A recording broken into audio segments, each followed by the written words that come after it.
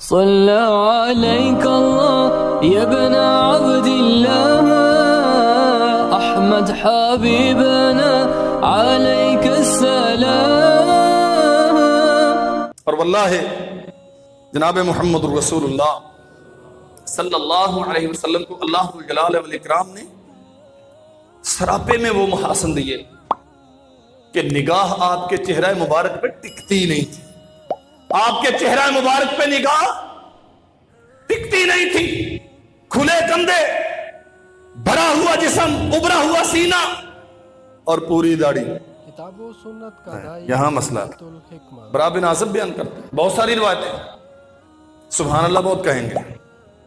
رنگ ایسا تھا سبحان اللہ، دانت ایسے تھے سبحان اللہ، داڑھی ایسی تھی نہیں. یہ مسئلہ رنگ قبول ہے، ہم تو چاہتے ہیں ہمارا بھی روح افزا کی طرح ہو جائے. ہاں داڑھی بھی رسول اللہ کی طرح ہو جائے.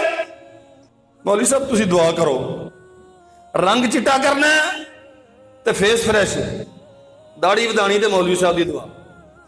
بڑا بن عازب بیان کرتے ہیں چہرہ بھرا ہوا تھا ہر طرف سے داڑھی سے.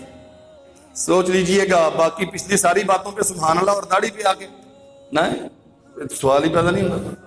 اسی نبی کی بات ہے جس کے دانت کلیوں جیسے، اسی نبی کی بات ہے جس کی پیشانی پہ پسینہ موتیوں جیسے چمکتا تھا، اسی نبی کی بات ہے جس کی ہتھیلی برف سے زیادہ ٹھنڈک دیتی تھی تھامنے والوں کو، اسی نبی کی بات ہے جس کا سینہ ابھرا ہوا تھا، دلیری سے بھرا ہوا تھا، اسی نبی کی بات ہے جس کی کمر پہ مہر نبوت تھی. قسم رب ذوالجلال والاکرام کی، کائنات میں رب نے اپنی مخلوق میں اس چہرے سے زیادہ خوبصورت چہرہ کوئی نہیں بنایا، لیکن جب وقت آیا تو اس چہرے کو داڑھی سے سجایا. اللہ اکبر.